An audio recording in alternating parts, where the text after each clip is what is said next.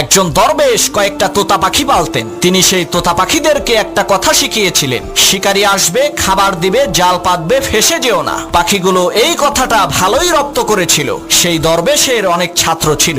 যখনই কোনো নতুন ছাত্র আসতো, তখন দরবেশ সেই ছাত্রের হাতে কিছু দানা আর জাল দিয়ে বলতেন, ওই গাছে থাকা তোতা পাখিগুলোকে ধরে নিয়ে আসো। ছাত্রটা পাখি ধরার জন্য গাছের কাছে যাওয়ার সাথে সাথে পাখিগুলো বলতে শুরু করত, শিকারী আসবে, খাবার দিবে, জাল পাতবে, ফেসে যেও না। পাখির কথা শুনে ছাত্ররা হতাশ হয়ে বলতো, এই পাখি ধরা কখনোই সম্ভব না, কিন্তু উস্তাদের হুকুম, পাখি তো ধরতেই হবে, এজন্য জাল ফেলতো। অবাক করা বিষয় হলো, জাল ফেলার সাথে সাথে পাখিগুলো জালে আটকে যেত। এর মানে হলো পাখি জানে না খাবার মানে কি, জাল মানে কি, আর ফেসে যাওয়া মানে কি। ঠিক একই ভাবে ওই তোতা পাখির মতো আমরা মন্ত্রমুগ্ধ হয়ে সুর করে কোরআন তেলাওয়াত করি, কিন্তু শয়তান জাল ফেলার সাথে সাথে আমরা শয়তানের জালে ফেসে যাই, কারণ আমরা কোরআনের অর্থ জানি।